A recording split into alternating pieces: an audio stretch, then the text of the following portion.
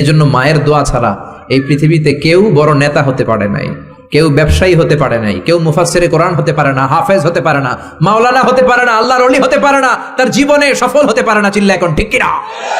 মায়ের দোয়া এমন দোয়া কখনো ফিরে না। গুলি মারলে গুলি মিস হয়, ড্রোন হামলা করলে মিস হয়, ব্যালিস্টিক ক্ষেপণাস্ত্র মারলে মিস হয়, অ্যাটম বোমা মারলে মিস হয়। মায়ের দোয়া মিস হয় নাকি?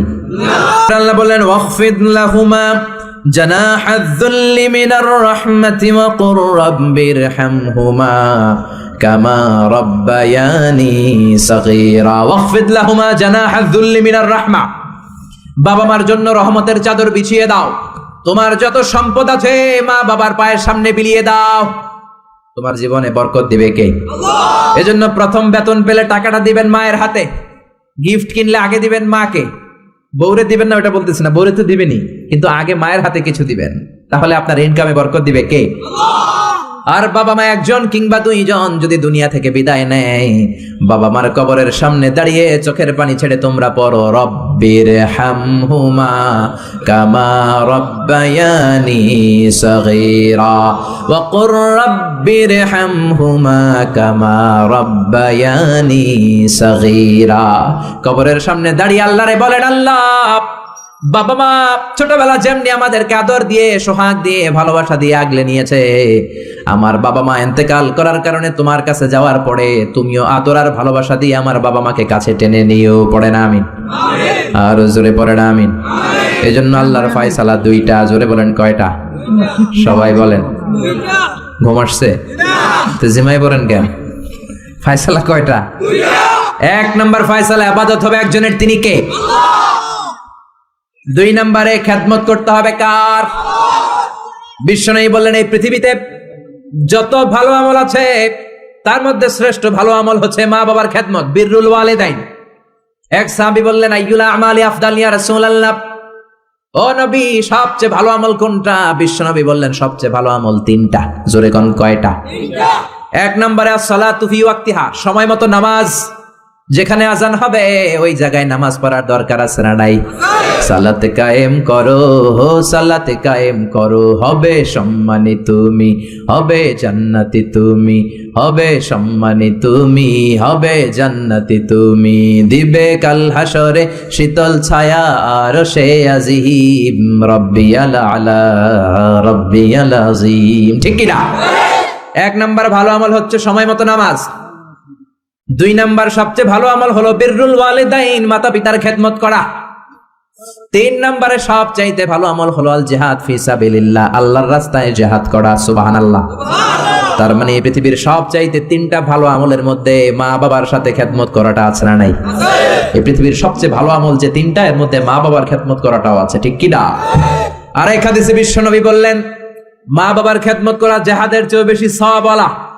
এক সাহাবী আসলেন, যা রাজুলুন ইলা রাসূলিল্লাহ ইয়াস্তাযিনুহুল জিহাদ, এসে বললেন ও নবী জিহাদে যেতে চাই, জিহাদে যাওয়ার অনুমতি দেন।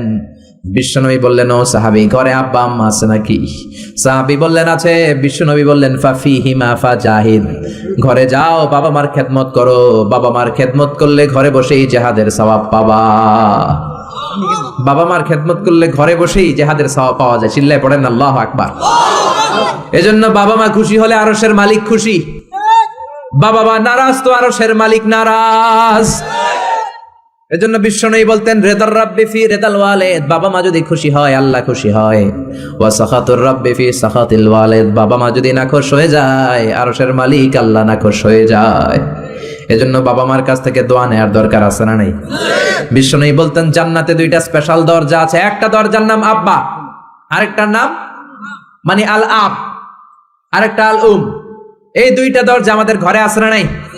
এজন্য বিশ্বনবী বলতেন দুইটা দরজা তোমাদের ঘরে আছে, হুমা জান্নাতুকা ওয়া নারুক, বাবা মাই তোমার জান্নাত, বাবা মাই তোমার জাহান্নাম।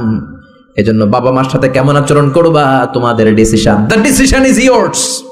তুমি ডিসাইড করবা তুমি জান্নাতে যাবা না জাহান্নামে যাবা।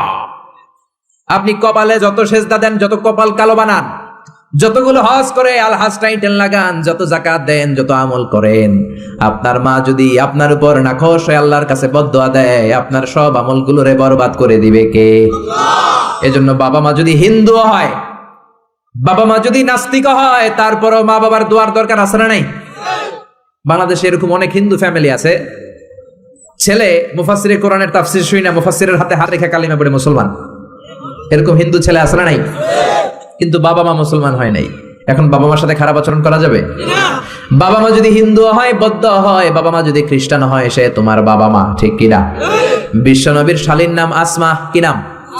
আসমা বিনতে আবি বকর, বুখারীর বর্ণনা। বিশ্বনবীর কাছে এসে বললেন, নবী আনা মুসলিমা, আমি মুসলিম, ওয়া উম্মি মুশরিকা, আমার মা মুশরিক, আফাসিলুহা, এখন আমি কি করব? আমার মায়ের সাথে ভালো আচরণ করব নাকি খারাপ আচরণ করব? বিশ্বনবী বললেন, খবরদার সিলিহা, তোমার মায়ের সাথে তুমি ভালো আচরণ করবা। বাবা মা মুশরিক হোক, কাফের হোক, তাদের দোয়া, তাদের আশীর্বাদের দরকার আছে না নাই?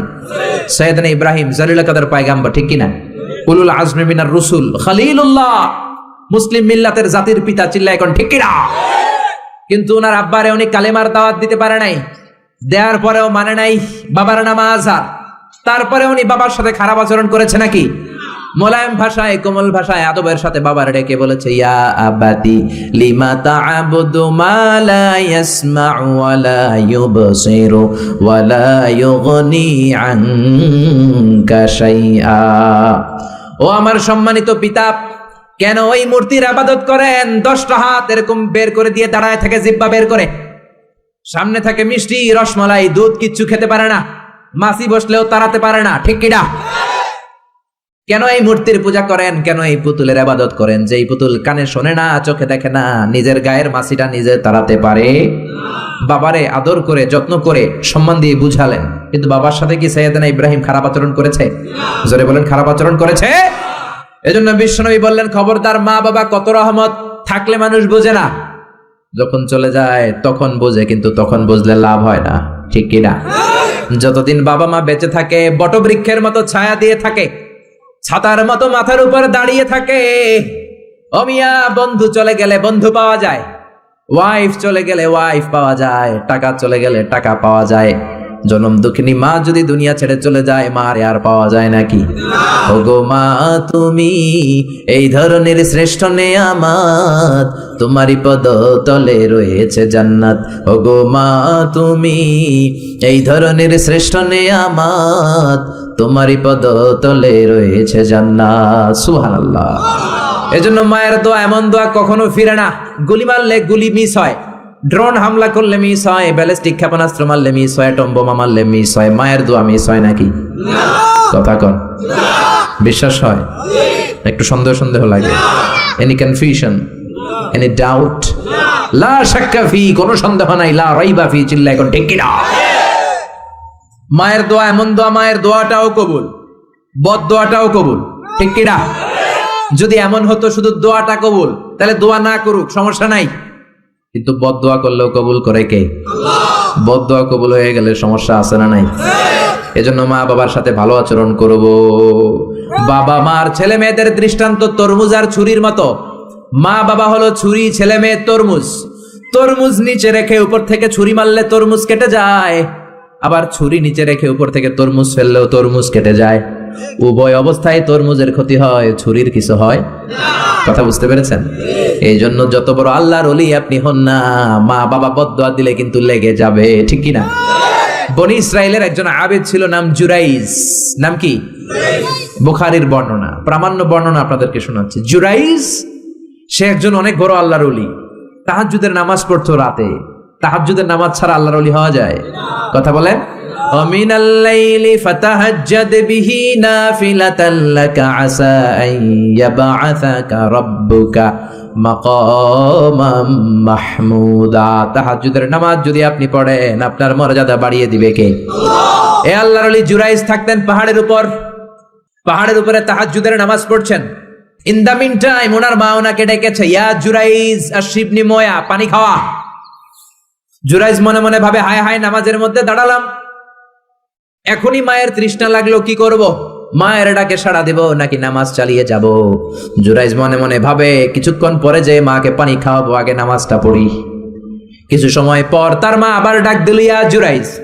জুরাইজ আবার বিপদে পড়ে যায়, হায় হায়, কি করব? নামাজ পড়বো নাকি মারে পানি খাওয়াবো? আবার সিদ্ধান্ত নিল, না না, নামাজটা শেষ করে যাব। 3 বার ডাকার পরে জুরাইজ নামাজের কারণে মায়ের ডাকে সাড়া দেয় নাই। মায়ের মনের মধ্যে দুঃখ লেগেছে, মা তার মনে কষ্ট পেয়েছে। মুহূর্তের মধ্যে মা দুইটা হাত তুলে আল্লাহর কাছে বদদোয়া দিয়েছে। কবুল করে নিয়েছে কে? ওই যে বলছি মায়ের দোয়াও কবুল, বদদোয়াও। এটা কি মুফাসসিরে কোরআন নাকি হাফেজ না মাওলানা না আল্লাহর ওলি, ইট ডাজন্ট ম্যাটার, ওইটা কোনো বিষয় না। দোয়া করলেও কবুল, বদদোয়া তো কবুল। চিল্লায় কোন ঠিক কিনা? উনি দোয়া করলেন, আল্লাহুম্মা লা তুমিথু ইল্লা আন তুরিয়াহুল মুমিসাত। ও আল্লাহ, 3 বার ডাকলাম, পানি খাওয়ালো না। আমার মনে বড় দুঃখ লেগেছে। আল্লাহুম্মা লা তুমিথু ইল্লা আন তুরিয়াহুল মুমিসাত। আমি বদদোয়া দিলাম, বেশ্যা নারীর ফিতনায় না ফেলে জুরাইজকে মরণ দিও না। কবুল করে নিল কে? আল্লাহ। মা দোয়া করছে, আল্লাহ আমার ছেলের তুমি বেশ্যা নারীর ফিতনায় ফেলে দিও। ঠিক তার 3 দিন পরে এক বেশ্যা নারী এসে তার দরজায় নক করতে শুরু করছে। তাহাজ্জুদের নামাজের পর জুরাইজ দরজা খুলে দেখে এক বেশ্যা নারী। বেশ্যা নারী বলে, দেখো আমি কত সুন্দরী, অনন্যা, সুস্নিগ্ধা, প্রিয়ংবদা, সুহাসিনী, সুকেশিনী, সুভাসিনী, অসূর্যম পশা, কাক পক্ষীও টের পাবে না, কেউ জানবে না তুমি আমার সাথে অপকর্ম করো। আল্লাহর ওলি জুরাইজ বলে, খবরদার, ওয়াল আয়াযু বিল্লাহ, আমি একজনকে ভয় পাই, তিনি কে? আল্লাহরে যারা ভয় পায় তাদের দ্বারা এই কাজ করা সম্ভব না, দূর হয়ে যা। আল্লাহর ওলি জুরাইজের সাথে সুবিধা করতে না পেরে বেশ্যা পাহাড় থেকে নেমে যায়।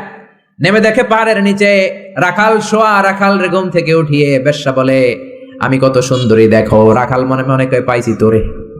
রাখাল আর বেশ্যা মিলে অপকর্ম করে জিনায় লিপ্ত হয়ে যায়। গভীর রাতে দুইজন জিনা অপকর্ম করে, ব্যভিচার করে। আর ব্যভিচারের ফসল হিসেবে ওই বেশ্যা নারীর পেটের ভিতরে কিছুদিনের মধ্যেই সন্তান দিয়ে দেখে। দিন গড়িয়ে রাত আসে, মাস যে বছর আসে। 3 মাস যাওয়ার পর বেশ্যা নারীর পেটটারে উঁচা করে দিছে কে? এবার এলাকার লোকেরা ধরেছে, তুই তো বিয়ে করস নাই, পেটে বাচ্চা আসলো কেমনে? You didn't get married, so from where did you get the baby? তোমার বিয়ে হয় নাই, তোমার হাজবেন্ড নাই, তোমার পেটে বাচ্চা আসলো কেমনে? বেশ্যা বলে, আমার পেটের বাচ্চার বাবা হচ্ছে ওই আল্লাহর ওলি জুরাইজ। জুরাইজ আমার সাথে অপকর্ম করেছে রাতের আধারে, কেউ দেখে নাই। সবাই মিলে জুরাইজ রে ধরো, এটা ভণ্ড। কথাটা হাসানা মিসা? কত পার্সেন্ট মিসা? সবাই কয়, হায় হায়, এতদিন ভাবতাম আল্লাহর ওলি, এখন দেই ভণ্ড। দিনের বেলা তুমি জুব্বা পরো, তোমার কাছে পানি পড়ার জন্য যাই, আর রাতের বেলা অপকর্ম। আজকে তোর ভণ্ডামি ছুটামু। উপর মে পাক সাফ, আন্দার মে খালাত মালাত। উপর দিয়া তুমি অনেক ভালো জুরাইজ, ভিতরে তোমার এত গোলমাল। উপর দিয়া ফিটফাট, ভিতর দিয়া সদরঘাট। আজকে তোর সদরঘাট বের করুন। সবাই লাঠি ছোটা নিয়ে তার গির্জা ভাঙতে গিয়েছে। গির্জা ভেঙে মাটির সাথে মেসাকার। কলার ধরে টেনে হিঁচড়ে জামিনে নামানোর পরে জুরাইজ বলে, কি অপরাধ করলাম? ওইটাই তো কইলি না, মারস কেন? কয়, তুই একটা ভণ্ড। তুই কি? জুরাইজ বলে, কি অপরাধ করেছি বলো? সবাই বলে, তুমি আল্লাহর ওলি সেজে বসে আছো, জুব্বা পড়ে ভাব ধরেছো, রাতের আধারে অপকর্ম করেছো। এই বেশ্যা নারীকে তুমি গর্ভবতী করেছো। এই বেশ্যা নারীর পেটের ভেতরে যে সন্তান, এইটার বাবা হইলি তুই। জুরাইজ কয়, খাইছে। কি বিপদে বললাম, আমি তো চিনি নাই বেশ্যাকে। জুরাইজ বলল, ঠিক আছে, কি করবা? সবাই কয়, তোর ডেথ পেনাল্টি, মৃত্যুদণ্ড। কি দণ্ড? যুগে যুগে মৃত্যুদণ্ড আছে না নাই? মৃত্যুদণ্ড। এখনই তোমার শিরোচ্ছেদ করা হবে। জুরাইজ বলে, ঠিক আছে, শিরোচ্ছেদ করবার সমস্যা নাই।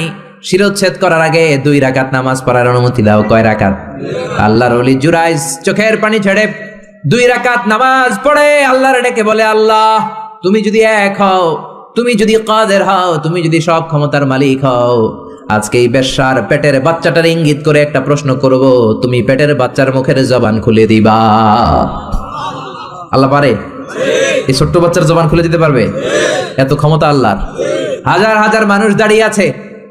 2 রাকাত নামাজের পর জুরাইজ বেশ্যারে ডেকে বলে, বেশ্যা দিকে আয়, তোর পেটের বাচ্চার বাবাকে। কয়, আননে। জুরাইজ কয়, সর্বনাশ।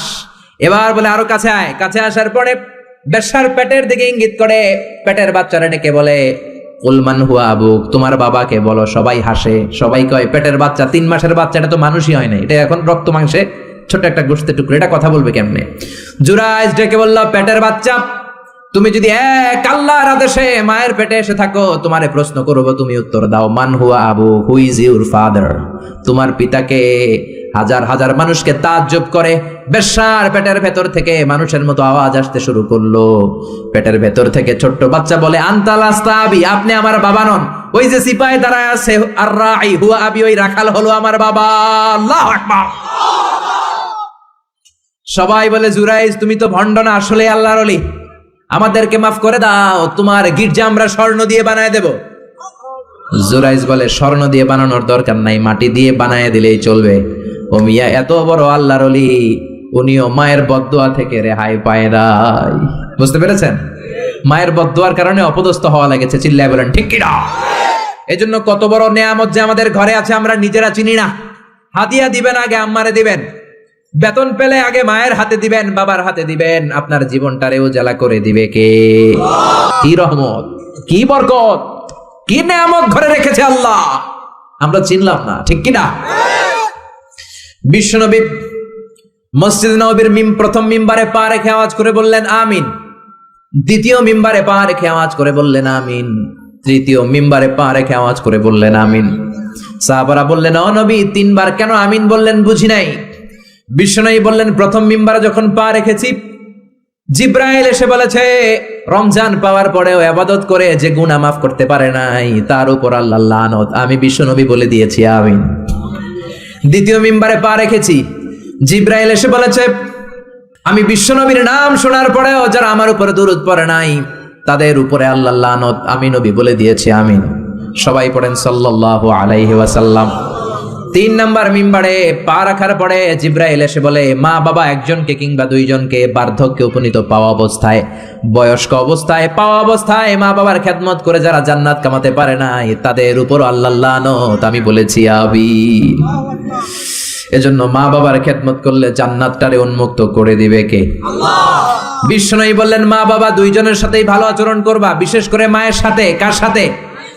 এক সাহাবী বললেন, বুখারীর বর্ণনা, মান আহাক্কু বিহুসনি সাহাবাতি ইয়া রাসূলুল্লাহ, সবচেয়ে বেশি ভালো আচরণ কার সাথে করব? বিশ্বনবী বললেন উম্মুক, মায়ের সাথে। তারপরে বললেন মায়ের সাথে, তারপরে বললেন মায়ের সাথে, তিনবার বললেন মায়ের সাথে, আরেক বর্ণনায় এসেছে চারবার বললেন মায়ের সাথে, পঞ্চমবারে বললেন তোমার পিতার সাথে। বাবার চেয়ে মায়ের মর্যাদা বেশি না কম? আল্লাহ বললেন বাবার চেয়ে মায়ের মর্যাদা অনেক বেশি। তার কারণ হলো মা যে কষ্ট সহ্য করেছে বাবা ওইটা করে নাই। ঠিক কিনা? হামালাতহু উম্মুহু, বাবা তোমারে পেটে ধরে নাই, পেটে ধরেছে কে? দুই নম্বরে বললেন ওয়াহানান আলা ওয়াহান, বোঝার পরের বোঝা, যন্ত্রণার পরের যন্ত্রণা 10 মাস 10 দিন বাবা সহ্য করে নাই, করেছে কে? তিন নম্বরে বললেন ওয়াফিসালুহু ফি আমাইন, 2 বছর বাবা দুধ খাওয়ায় নাই, দুধ খাওয়ালো কে? 2 বছর আপনি দুধ খাইছেন, তার মানে কত লিটার দুধ আপনি খেয়েছেন, কত গ্যালন, কত গ্লাস দুধ আপনি খেয়েছেন, কোনো হিসাব আছে? বিশ্বনবী ধমক দিয়ে বললেন লাউ কাতাআতা জিলদাক, জিলদ মানে কি? চামড়া। লাউ কাতাআতা জিলদাক, তোমার চামড়াগুলো কেটে রোদে শুকিয়ে যদি মায়ের পায়ের 2টা জুতা বানিয়ে দাও, ওই যে ছোট্টবেলায় 1 ঢোক দুধ তুমি খেয়েছিলা, ওই একটা ঢোক দুধের শোধ আদায় হবে নাকি? মায়ের দুধের শোধ আদায় হবে? জোরে বলেন আদায় হবে? আদায় হবে। যেদিন আমাদেরকে জন্ম দিলেন কতটা কষ্ট সহ্য করেছেন, মনোযোগ দিয়ে শোনেন। মেডিকেল সায়েন্টিস্টরা বলে কোন সুস্থ মানুষ তার দেহে 45 ইউনিটের বেশি ব্যথা সহ্য করতে পারে না। একজন তাজা সুস্থ মানুষ তার দেহে 45 ইউনিট পেইন একবারে সহ্য করতে পারে। ব্যথার মাত্রা যদি 45 ইউনিটের বেশি হয় লোকটা হয় বেহুশ নয় মরে যাবে। আমার আর আপনার মা আমাদেরকে জন্ম দিতে যে 57 ইউনিটেরও বেশি ব্যথা সহ্য করেছেন, 57 unit plus. Can you imagine? এটা কি কল্পনা করতে পারেন? কল্পনা করতে পারেন? 57 ইউনিটেরও বেশি, যেই ব্যথাটা কোনো অ্যাক্সিডেন্টে আপনার দেহের 20টা হাড্ডি একসাথে ভেঙে গেলে যত ব্যথা তার চেয়েও বেশি ব্যথা। চিল্লায় এখন আল্লাহু আকবার। এজন্য আল্লাহ ডেকে বললেন খবরদার মায়ের সাথে বেয়াদবি করো না। মায়ের সাথে বেয়াদবি করলে তোমার কোনো আমল কাজে আসবে না। বিশ্বনবীর জলিল কদর সাহাবার নাম ছিল আলকামা। কি নাম? আরো জোরে বলেন কি নাম? আলকামা অসুস্থ, ইন্তেকাল করবে, মুমূর্ষ, কিন্তু মুখ দিয়ে কালেমা বেরোয় না। তার আত্মীয় স্বজন সবাই মিলে তার সামনে কালিমা পড়ে, কিন্তু কালিমা বেরোয় না। 3 দিন বিছানায় পড়া। কয়দিন?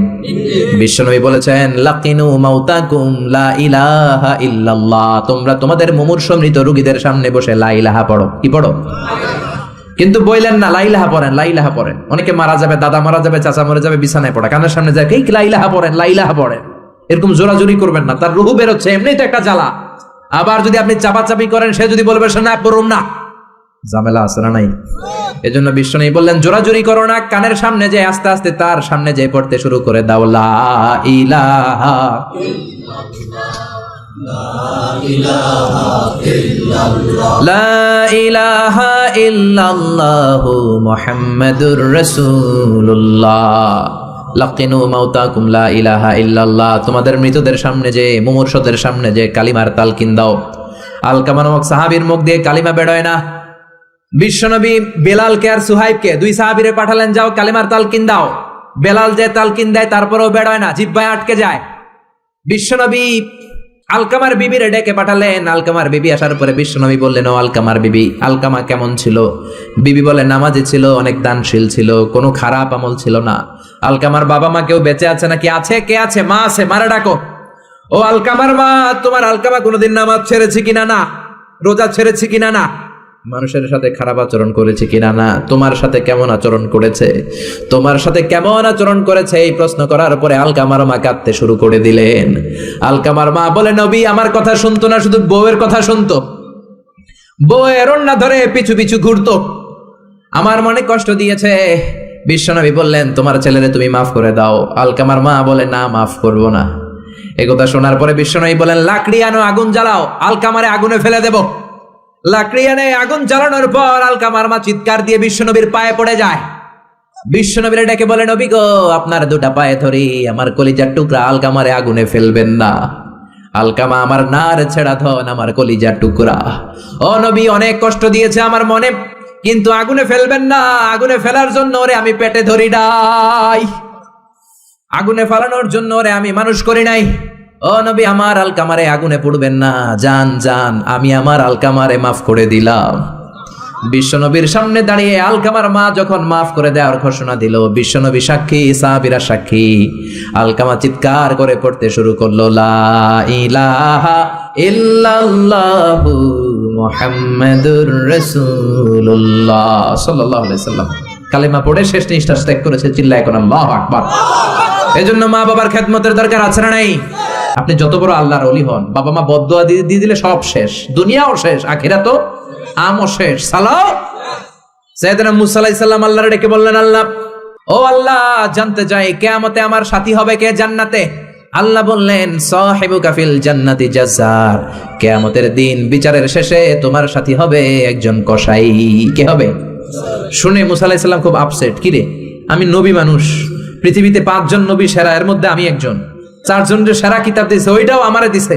সরাসরি আমার সাথে আল্লাহ কথা বলতো, আর জান্নাতে রাখবে কসাইয়ের লগে। ঘটনাটা কি? আল্লাহরে বললেন, আল্লাহ কি আমল ওই কসাইয়ের, কেন কসাই যাবে? আল্লাহ বললেন, মুসা যাও যাও, নিজের চোখে দেখে নাও কি আমল করেছে ওই কসাই। সাইয়েদনা মুসা কসাইয়ের দোকানে যেয়ে দেখলেন, না, স্পেশাল কোনো আমল নাই, খালি গোশত কোপায়। কি কোপায়? সারাদিন গোশত কোপানোর পর বিকেলবেলা সুন্দর একটা গোশতের টুকরা প্যাকিং করে বাড়ির দিকে রওনা। সাইয়েদনা মুসা আলাইহিস সালাম পিছনে পিছনে রওনা। বাড়িতে যাওয়ার পরে সাইয়েদনা মুসা আলাইহিস সালাম তার দরে নক করতে শুরু করলো দরজায়। দরজা খোলার পরে ছদ্মবেশে সাইয়েদনা মুসা বলে, আমি একজন মুসাফির, আজকে রাতটা যদি আপনি থাকতে দেন বড্ড ভালো হয়।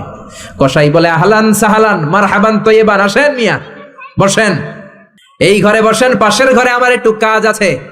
পাশের ঘরে কসাই ঢুকে মাচা থেকে একটা বৃদ্ধা মহিলাকে নামিয়ে নিজ হাতে গোসল করিয়ে, টাওয়াল দিয়ে হাত পা মুছে দিয়ে, নিজ হাতে গরুর গোশত রান্না করে, নিজ হাতে রুটি বানিয়ে ওই মহিলার মুখের মধ্যে রুটি আর গোশত তুলে দিতে লাগলেন। বৃদ্ধা মহিলা রুটি খেতে খেতে চোখের পানি ছাড়ে আর মুচকি মুচকি হাসে। খাওয়ার পরে মহিলা 2 হাত তুলে আল্লাহর কাছে দোয়া করে। মহিলারে খাওয়ানোর পরে বাটির মধ্যে রুটি আর গোশত এনে কসাই বলে, ও ভাই মুসাফির, আপনার রাতের খাবার খান, রাতের খাবার খেয়ে আপনি ঘুমিয়ে যান, সকালে যাবেন আপনি আপনার পথে, আমি যাব আমার দোকানে। সাইয়েদনা মুসা বলেন, পরে খাবো, আগে বলো বৃদ্ধা মহিলাটাকে। কসাই বলে, এই মহিলাটা ছাড়া দুনিয়ায় আমার আর কেউ নাই, আমি ছাড়াও এই মহিলাটার আর কেউ নাই। এই মহিলাটার কেউ নাই, মহিলাটা হলো আমার জনম দুঃখিনী মা। মা ছাড়া আমার পৃথিবীতে আর কেউ নাই, আমি ছাড়াও আমার মায়ের আর কেউ নাই। প্রতিদিন গোশত কেটে ভালো একটা গোশতের টুকরা এনে আমার মারে আমি খাওয়াই, নিজ হাতে গোসল করাই, মার গা টাওয়াল দিয়ে মুছে দেই, রুটি বানিয়ে গোশত রান্না করে মায়ের মুখে খাবার তুলে দেয়, আমার মা দোয়া করে। সাইয়েদনা মুসা বললেন, পাশের রুম থেকে তোমার মা কি দোয়া করেছে বিড় বিড় বিড় বিড় করে একটা শব্দ কানে আসলো। অস্পষ্ট আওয়াজ, কি বলেছে আমি বুঝি নাই, কি দোয়া করেছে তোমার মা বলো। কসাই বলে, গত 20 বছর যাবত আমার মা একটা পাগলা দোয়া করে, আমি জানি কোনোদিন এই দোয়া কবুল হবে না। সাইয়েদনা মুসা বললেন, আরে ভাই বলোই না, কি দোয়া? কসাই বলে, আমার মা আমার উপর খুশি হয়ে প্রতিদিন খাওয়ার পরে হাত তুলে আঁচল পেতে আল্লাহর ডেকে বলে, আল্লাহ আল্লাহুম্মা জাআল ইবনি জালিসা মুসা ইয়াউমাল কিয়ামা। ও আল্লাহ, শুনেছি এই জামানার বনি ইসরাইলের সবচেয়ে বড় পয়গম্বর মুসা কালিম, উনি নাকি সবচেয়ে বড় নবী। আমার ছেলের খেদমতে আমি এত খুশি, আমার ছেলের উপরে এত সন্তুষ্ট আমি আমার ছেলের জন্য দোয়া করলাম। এই জামানার বড় পয়গম্বর মুসা যখন কিয়ামতের দিন বিচার শেষে জান্নাতে যাবে, আমার কসাই ছেলেরে তুমি ওই নবী মুসার সাথে জান্নাতে ঢুকাইয়া দিবা। কবুল করে নিছে কে? মুসা আলাইহিস সালাম মনে মনে বললেন, আরে কানেকশন তো এই জায়গায়, কানেকশন তো আসল জায়গায়। এজন্য মায়ের দোয়া ছাড়া এই পৃথিবীতে কেউ বড় নেতা হতে পারে নাই, কেউ ব্যবসায়ী হতে পারে নাই, কেউ মুফাসসিরে কোরআন হতে পারে না, হাফেজ হতে পারে না, মাওলানা হতে পারে না, আল্লাহর ওলি হতে পারে না, তার জীবনে সফল হতে পারে না। চিল্লা এখন ঠিক কিনা? তাহলে আমরা বাবা মার কাছে দোয়া চাইবো, তাদের খেদমত করবো, আমাদের জীবনকে উজালা করে দিবে কে? আর বাবা মা আমাদেরকে ভালোবাসবে, আমাদেরকে গঠন করবে, তাহলে তাদের জীবনকেও নুরানি করে দিবে কে? আল্লাহ আমাদের সবাইকে কথাগুলো বোঝার ও আমল করার তৌফিক দান করুক। আমরা পড়ি আমিন।